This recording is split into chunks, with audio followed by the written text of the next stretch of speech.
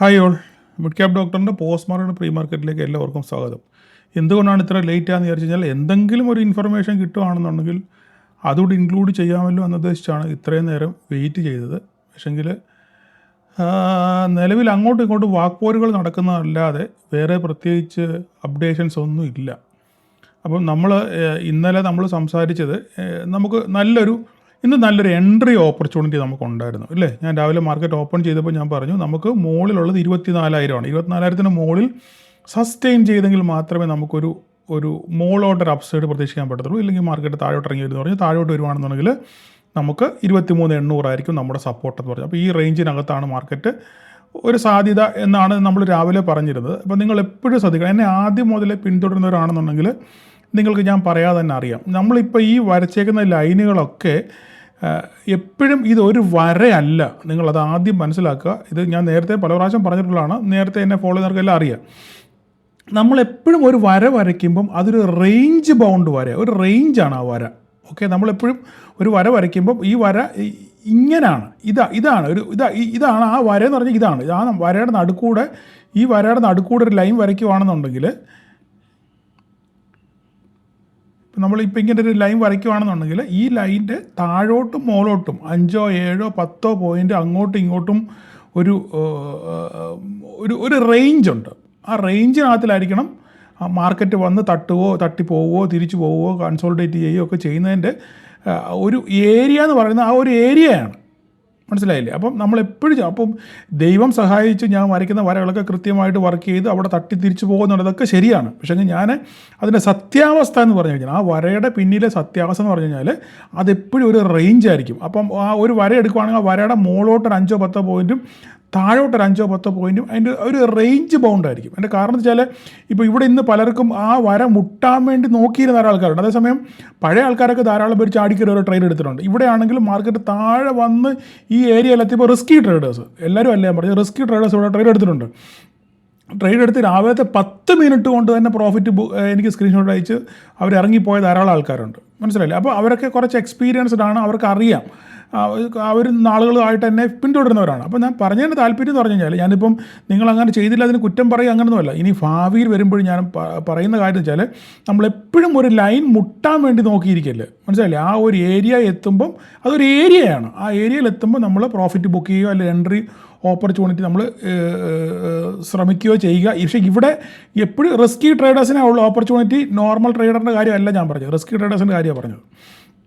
കാരണം പലരും ആ വര എത്തുമ്പം പലരും അങ്ങനെ ട്രേഡ് എടുക്കാറുണ്ട്. അതുകൊണ്ട് ഞാൻ പറഞ്ഞത് മാത്രമേ ഉള്ളൂ. അപ്പം നമ്മൾ പറഞ്ഞ പോലെ തന്നെ 23,800 വന്ന് താഴോട്ട് വന്ന് മുട്ടുന്നതിന് മുന്നേ തന്നെ മാർക്കറ്റ് തിരിച്ച് റിവേഴ്സ് ചെയ്ത് നേരെ 24,800 പോയി അവിടുന്ന് മാർക്കറ്റ് പതുക്കെ പിന്നെ തിരിച്ച് താഴോട്ട് ഇറങ്ങി വന്നു. അപ്പോൾ രാവിലെ തന്നെ പ്രോഫിറ്റ് ബുക്ക് ചെയ്ത് ധാരാളം ആൾക്കാരുണ്ട്.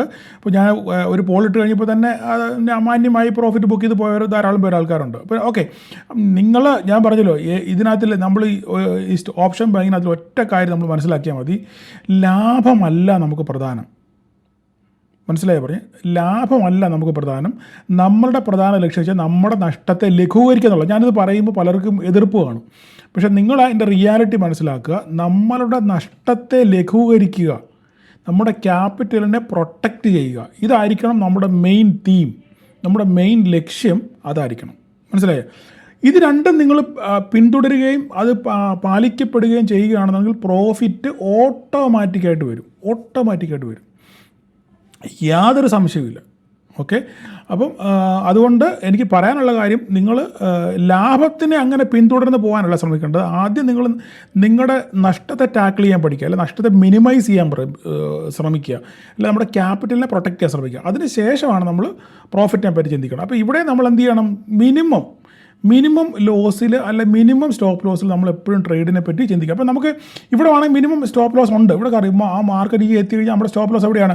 ഈ ഒരു ഹൈ ആണ് നമ്മുടെ സ്റ്റോപ്പ് ലോസ് ഇല്ലേ? ഈ ഒരു സ്റ്റോപ്പ് ലോസ് വെച്ചാൽ നമുക്കൊരു ട്രേഡിലൂടെ ഒരു റിസ്കി ട്രേഡ്, ബിഗിനർ അല്ല, റിസ്കി ട്രേഡറിലൂടെ ട്രേഡ് പ്ലാൻ ചെയ്യുക. സപ്പോസ് ഇനിയും സ്റ്റോപ്പ് ലോസ് അടിച്ചു കഴിഞ്ഞാൽ ഇതിന് മുകളിലോട്ട് മാത്രമേ അടിക്കാൻ സാധ്യത ഉള്ളൂ. തിരിച്ച് താഴോട്ട് കഴിഞ്ഞാൽ ഇവിടെ എത്താറാകുമ്പോൾ നമ്മൾ ട്രേഡ് എടുത്തു കഴിഞ്ഞാൽ നമ്മുടെ സ്റ്റോപ്പ് ലോസ് വളരെ ചെറുതാണ്. ഈ ലൈന് താഴെ ആയിരിക്കും സ്റ്റോപ്പ് ലോസ്.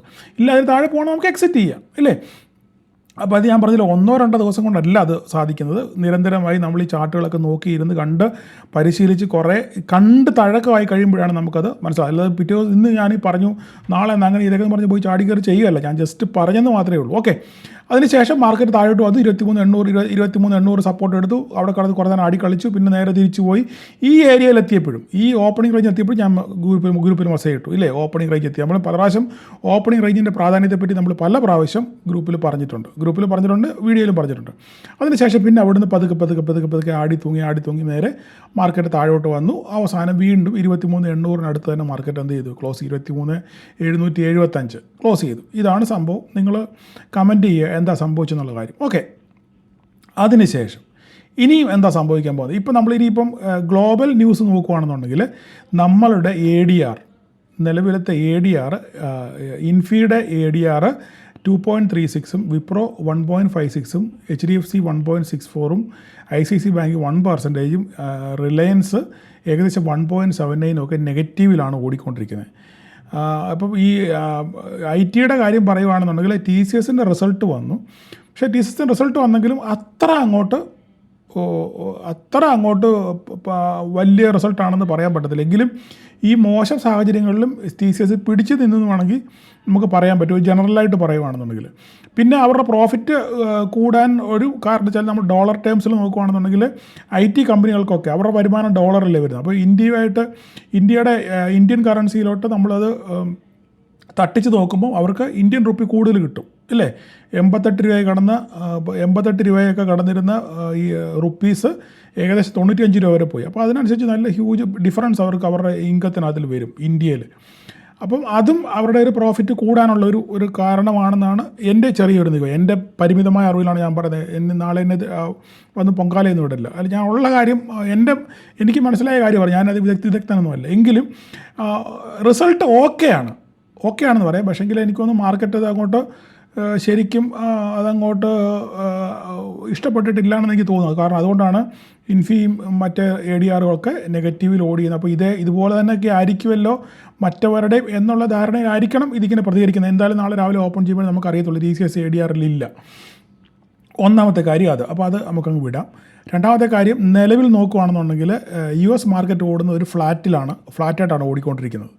ഡൗ ജോൺസ് ഇപ്പോൾ 61 പോയിൻറ്റ് നെഗറ്റീവിലാണ് ഓടിക്കൊണ്ടിരിക്കുന്നത്. പക്ഷേങ്കിൽ നമ്മുടെ ഗിഫ്റ്റ് നിഫ്റ്റി ചെറിയൊരു നെഗറ്റീവിലാണ് ഓടിക്കൊണ്ടിരിക്കുന്നത്. ഇപ്പം കുറച്ച് താഴോട്ട് വന്ന് ഒരു മെയിൻ സപ്പോർട്ട് എടുത്ത് വീണ്ടും തിരിച്ച് ആടി കളിച്ച് ഇങ്ങനെ നിൽക്കുകയാണ്. അപ്പോൾ ഞാൻ പറഞ്ഞാൽ ഓരോ വാഗ്വാദങ്ങളുടെയും പിന്നിൽ ആ നാക്കുകളുടെ ബലത്തിലാണ് മാർക്കറ്റ് ഇപ്പോൾ അങ്ങോട്ടും ഇങ്ങോട്ടും ഓടിക്കൊണ്ടിരിക്കുന്നത്. കുറേ ആൾക്കാർ പറയുന്നു ഹോർമോസ് അടച്ചിട്ടേക്കുന്നു, കുറേ ആൾക്കാർ പറയുന്നു അല്ല ഹോർമോസ് തുറന്നു എന്ന് പറയുന്നു, കുറേ പേര് പറയുന്നു കുറച്ച് വെസലേ പോയിട്ടുള്ളൂ, കുറച്ച് പേര് പറയും 4 എണ്ണേ പോയിട്ടുള്ളൂ, കുറച്ച് പേര് ഒരു 12 എണ്ണം പോയിട്ടുള്ളൂ. അപ്പം മൊത്തത്തിലൊരു അൺസർട്ടനിറ്റിയാണ്. അതുമാത്രമല്ല, ഇവർ തമ്മിലുണ്ടാക്കിയ കരാറിനകത്തിൽ ലെബനാനെ ഉൾപ്പെടുത്തി എന്ന് പാകിസ്ഥാൻ പറയുന്നു, അമേരിക്ക പറയുന്നു, ഇസ്രായേലും പറയുന്നു ഞങ്ങൾ അവരെ ഉൾപ്പെടുത്തിയിട്ടില്ല, അവർ തീർത്തിട്ട് അടിക്കുന്നുമുണ്ട് ലെബനാനിൽ.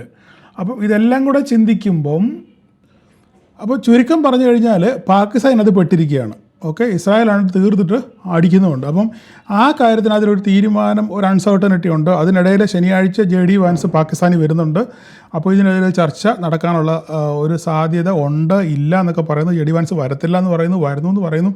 എന്തായാലും ശനിയാഴ്ച വരെയും ഒരു അൺസർട്ടനിറ്റി നിലവിൽ മാർക്കറ്റിലുണ്ട്. പിന്നെ വേറൊരു കാര്യം ഞാൻ നിങ്ങളെ കാണിച്ചു കഴിഞ്ഞാൽ നിങ്ങൾ പിന്നെ പേടിക്കല്ല്, മാർക്കറ്റ് അങ്ങനെ പോകും എന്നല്ല പറയുന്നത്. എങ്കിലും ഞാൻ ഒരു കാര്യം നിങ്ങളെ കാണിക്കാം. ഇപ്പോൾ ഈ കാണുന്നത് ഇന്നത്തെ FISൻ്റെ പൊസിഷനാണ് ഈ കാണുന്നത്. നിങ്ങൾ നോക്കിയാൽ മനസ്സിലാകും, FIS ഇന്നലെ 79 ആയിരുന്നു, ഇന്നത് 80 ആക്കിയിട്ടുണ്ട്. ഇന്നലെ ഇത് 55-45 ആയിരുന്നു.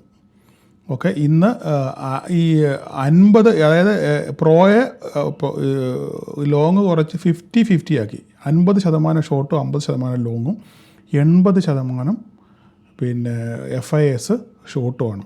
അപ്പം ഇതെന്താ സൂചിപ്പിക്കുക വെച്ചാൽ വരും ദിവസങ്ങളിൽ ഇവർക്ക് പണ്ട് നമ്മൾ ഇതിനെ ഇഗ്നോർ ചെയ്തപ്പം അതിൻ്റെ അടുത്ത ദിവസങ്ങളൊന്നും സംഭവിച്ചില്ലെങ്കിലും വരും ദിവസങ്ങളിൽ ഒരു നല്ല ഷോർട്ട് സെല്ല് നമ്മൾ മാർക്കറ്റിൽ കണ്ടായിരുന്നു. അതേ ഒരു സിനാരിയോ ആണ് ഇപ്പോൾ ഇവിടെയും കാണുന്നത്. FIS ഇതുവരെയായിട്ടും ഒരു ലോങ് പൊസിഷനിലോട്ട് ഇതുവരെയായിട്ട് ഇവർ മാറിയിട്ടില്ല. അപ്പോൾ ഇതിൻ്റെ അർത്ഥം ഭാവിയിൽ ഒരു സാധനം വരാനുണ്ട് എന്നുള്ള കാര്യം നമുക്ക് വിസ്മരിക്കാൻ പറ്റത്തില്ല. ഈ ഒരു സംഭവം കണ്ടിട്ട് എൻ്റെ പേഴ്സണൽ അഭിപ്രായമാണ് ഈ പറയുന്നത്, എൻ്റെ വ്യക്തിപരമായ അഭിപ്രായമാണ് പറയുന്നത്. നാളെ ഇതിന് ഓപ്പോസിറ്റ് സംഭവിക്കാം, ഞാൻ ദൈവമല്ല. എങ്കിലും എൻ്റെ ഒരു കാഴ്ചപ്പാടിൽ ഞാൻ ഈ ഡേറ്റ വെച്ച് പറയുന്നത്, വരും ദിവസങ്ങളിൽ ഒരു പക്ഷെങ്കിൽ എന്തെങ്കിലും ഒരു സംഭവ വികാസം നടക്കാനുള്ള സാധ്യത ആണ് ഇത് സൂചിപ്പിക്കുന്നത്. ഓക്കെ, മറിച്ച് സംഭവിക്കാം. പക്ഷെങ്കിൽ ഞാൻ ഈ ഡേറ്റ വെച്ചുള്ള കാര്യമാണ് പറയുന്നത്. അങ്ങനെയാണെന്നുണ്ടെങ്കിൽ സാധാരണഗതിയിൽ സംഭവിക്കുന്ന പോലെ തന്നെ ഈ വെള്ളിയാഴ്ച നമ്മുടെ മാർക്കറ്റ് കഴിയുമ്പം എന്തൊക്കെയാണ് ആ വീക്കെൻഡിൽ സംഭവിക്കാൻ പോകുന്നുള്ള കാര്യം, അല്ലെ അന്ന് ഡൗ ജോൺസിൻ്റെ മാർക്കറ്റിൽ എന്താ സംഭവിക്കാൻ പോകുന്നുള്ള കാര്യങ്ങളൊക്കെ നമുക്ക് വളരെ ചിന്തനീയമായ കാര്യമാണ്. അപ്പം എന്തായാലും നാളെ കൂടെ ഞാൻ ഇന്നലെ പറഞ്ഞിരുന്നു, നമുക്ക് ഡൗ ജോൺസ് ഡൗ ജോൺസിൻ്റെ പിന്നെ നിലവാരം എങ്ങനെയാണെന്ന് നോക്കിയാണ് നമ്മൾ പിറ്റേ ദിവസം മാർക്കറ്റ് ഓപ്പൺ ചെയ്ത് പറഞ്ഞു. നമ്മുടെ മാർക്കറ്റ് കയറിയ അതേ നിലവാരത്തിൽ തന്നെയാണ് ആര് കയറിയത്, ഡൗ ജോൺസും കയറിയത്. അപ്പം ഈക്വലായിട്ട് പിന്നെ ബിഹേവ് ചെയ്ത് രണ്ട് കൂട്ടരും. അത് ലാസ്റ്റ് മൊമെൻ്റ് ഒരു സെല്ലിംഗ് പ്രഷറൊന്നും അവിടെ കണ്ടുമില്ല. അപ്പോൾ ഇന്ന് രാവിലെ ഇപ്പോൾ ഉണ്ടായെന്ന് പറഞ്ഞു കഴിഞ്ഞാൽ, ഇന്ന് രാവിലെ ഇന്നലത്തെ ആ 1000 പോയിൻറ്റ് കയറിയതിൻ്റെ ഒരു ചെറിയ പ്രോഫിറ്റ് ബുക്കിംഗ് 200 പോയിൻറ്റ് മാർക്കറ്റ് താഴോട്ട് ഇറങ്ങി വന്ന് മാത്രമേ ഉള്ളൂ. മാർക്കറ്റ് ഇന്ന് ന്യൂട്രലായിരുന്നു. ഗ്ലോബൽ ന്യൂസുകളിൽ അങ്ങോട്ടും ഇങ്ങോട്ടും ചുമ്മാതെ വെറുതെ സംസാരം ഉണ്ടായെന്നുള്ളതല്ലാതെ പ്രത്യേകിച്ച് സംഭവവാസങ്ങളൊന്നും ഉണ്ടായിട്ടില്ല. പക്ഷെങ്കിൽ നാളെ വെള്ളിയാഴ്ച വീക്കെൻഡാണ്, നിർണായകമായ ദിവസമാണ്. അപ്പോൾ വീക്കെൻഡിൽ എന്തെങ്കിലും സംഭവിക്കുമോ ഇല്ലയോ എന്നുള്ള കാര്യം നമുക്ക് അറിയത്തില്ല. അപ്പോൾ അങ്ങനെയാണെന്നുണ്ടെങ്കിൽ ഈ ലോങ് എടുത്ത് വച്ചേക്കുന്നവരൊക്കെ ഒരു പക്ഷെങ്കിൽ എന്ത് ചെയ്യുന്നുണ്ട്, അൺവൈൻഡ് ചെയ്യാനുള്ള സാധ്യത വളരെ കൂടുതലാണ്. കാരണം വെച്ചാൽ ഈ ഷോർട്ട് പൊസിഷൻ ഇത്രയും ഇങ്ങനെ നിൽക്കുകയും ഇത്രയും ഇങ്ങനെ കൂട്ടുകയും ചെയ്തുകൊണ്ടാണ് എനിക്കൊരു ഡൗട്ട്. അങ്ങനെ സംഭവിക്കണം എന്നല്ല ഞാൻ പറഞ്ഞത്, സാധ്യത മാത്രമാണ് ഞാൻ പറഞ്ഞത്. പ്രോബബിലിറ്റി, സാധ്യതകളെ പറ്റിയാണ് സംസാരിക്കുന്നത്. അപ്പോൾ അങ്ങനെയാണെങ്കിൽ ഒരു പക്ഷെങ്കിൽ വെള്ളിയാഴ്ച നാളെ ഉച്ചക്കത്തെ സെഷനിൽ ചിലപ്പോൾ ഒരു പക്ഷെങ്കിൽ നാളെ ഒരു പ്രോഫിറ്റ് ബുക്കിങ്ങിനുള്ള സാധ്യത നമുക്ക് തള്ളിക്കളയാൻ പറ്റത്തില്ല. എന്തായാലും നാളെ മാർക്കറ്റ് ഓപ്പൺ ചെയ്തതിന് ശേഷം മാത്രമേ നമുക്ക് എന്തെങ്കിലും പറയാൻ പറ്റത്തില്ല. ഇപ്പം നിലവിലത്തെ അവസ്ഥ വെച്ചിട്ട് നമ്മുടെ മാർക്കറ്റ് ചെറിയൊരു ഡൗൺ ട്രെൻഡിലാണ് ഇപ്പോൾ ഓടിക്കൊണ്ടിരിക്കുന്നത്. അതായത് ഇപ്പം 23,841 എന്ന് പറയുമ്പം ഏകദേശം ഒരു ഫ്ലാറ്റ് നെഗറ്റീവ് നോട്ടിലാണ് ഇപ്പം നിലവിൽ ഓടിക്കൊണ്ടിരിക്കുന്നത്. ഓക്കെ, അപ്പോൾ ഇനി നാളെ എന്ത് സംഭവിക്കും എന്നുള്ള കാര്യം, ഇന്ന് രാത്രിയിൽ ഡൗ ജോൺസിൻ്റെ ക്ലോസിങ്ങും നാളെ മാർക്കറ്റ് ഓപ്പൺ ചെയ്യുമ്പം എങ്ങനെയാണ് അവസ്ഥ, ഇന്നത്തെ കൂടെ തന്നെ ഓപ്പൺ ചെയ്തതിന് ശേഷം പതുക്കെ അരിഞ്ഞ് താഴോട്ടിറങ്ങി വരുമോ എന്നുള്ള കാര്യം നമുക്ക് കണ്ടറിയണം. ഓക്കെ, അപ്പം ഇതാണ് ഇന്നത്തെ അവസ്ഥ. ഇനി നാളെ എന്താ സംഭവിക്കാൻ പോകുന്നത്? നാളെ ഈ പറഞ്ഞ പോലെ തന്നെ നമുക്ക് നാളത്തെ നിർണായകമായ വര 23,800 23,800 മുകളിൽ നിലനിന്ന് കഴിഞ്ഞാൽ ഈ പറയുന്ന ഡോട്ടഡ് ലൈന് നമുക്ക് ഒരു റെസിസ്റ്റൻസ് ആയിട്ട് ആക്ട് ചെയ്യാനുള്ള സാധ്യതയുണ്ട്. ഫ്ലാറ്റായിട്ട് ഓപ്പൺ ചെയ്ത് നാളെ മാർക്കറ്റ് വെരി ഫ്ലാറ്റ് നോട്ടിലാണ് ഓപ്പൺ ചെയ്യുന്നതെങ്കിൽ ഈ 23,800 സസ്റ്റെയിൻ ചെയ്യുന്നുണ്ടെന്ന് നോക്കുക. അങ്ങനെ അവിടെ നടന്ന് കയറുകയാണെന്നുണ്ടെങ്കിൽ 23,909 എന്ന് പറഞ്ഞ ഈ റെസിസ്റ്റൻസ്, ഇത് ഒരു ഇമ്പോർട്ടൻ്റ് ആണ്. ഇവിടെ തട്ടി തിരിച്ച് വരുമോ, മുകളോട്ട് ബ്രേക്ക് ചെയ്ത് നോക്കുക. അങ്ങനെ ബ്രേക്ക് ചെയ്യുവാണെങ്കിൽ മാക്സിമം 24,000. ഇതാണ് ഇപ്പോഴത്തെ അവസ്ഥ. ഇനി ഈ 23,800 നിലനിർത്തുന്നില്ല എന്നുണ്ടെന്നുണ്ടെങ്കിൽ 23,646 23,500 കാണാനുള്ള സാധ്യത ഉണ്ട്. പക്ഷേ എന്തായാലും ഇതിനെപ്പറ്റി നമുക്ക് എന്തെങ്കിലും വാദർത്ത് സംസാരിക്കണമെന്നുണ്ടെന്നുണ്ടെങ്കിൽ ഇന്ന് ഡൗ ജോൺസ് ക്ലോസ് ചെയ്യുകയും ഇന്ന് രാവിലത്തെ മാർക്കറ്റിൻ്റെ ഓപ്പണിങ്ങിൽ മാത്രമേ നമുക്ക് എന്തെങ്കിലും ഒന്ന് പറയാൻ പറ്റത്തുള്ളൂ. അപ്പോൾ ആ കാര്യം നിങ്ങൾ ജസ്റ്റ് ഒന്ന് മനസ്സിലാക്കി, കാരണം ഇതൊരു നോർമൽ മാർക്കറ്റ് അല്ല, നിങ്ങളത് ആദ്യം മനസ്സിലാക്കുക. ഇപ്പോൾ ഇങ്ങനെ അപ്പോൾ ഇന്നലത്തെ ആ പറഞ്ഞ കമൻറ്റ് പറഞ്ഞ ആളുടെ ചിന്ത എൻ്റെ മനസ്സിൽ ഇപ്പോഴും കിടക്കുക, സാർ എന്തുകൊണ്ടാണ് ഒരു കൃത്യമായ വ്യൂ പറയുന്നില്ല? കൃത്യമായ വ്യൂ ഞാൻ എങ്ങനെ പറയും? നാഴിക്ക് 40 വട്ടം വാക്ക് മാറ്റി പറയുന്ന ആളുടെ നടുവിൽ നമുക്ക് എങ്ങനെ ഒരു വ്യൂ പറയാൻ പറ്റും? അപ്പോൾ അതുകൊണ്ട് ഒഴുക്കിൻ്റെ കൂടെ അങ്ങ് പോവുക, അത്രയേ ഉള്ളൂ. നമ്മൾ ട്രെൻഡിനകത്ത് നീങ്ങുക, അത്ര മാത്രമേ നമുക്ക് ഇപ്പം ചെയ്യാനുള്ളൂ.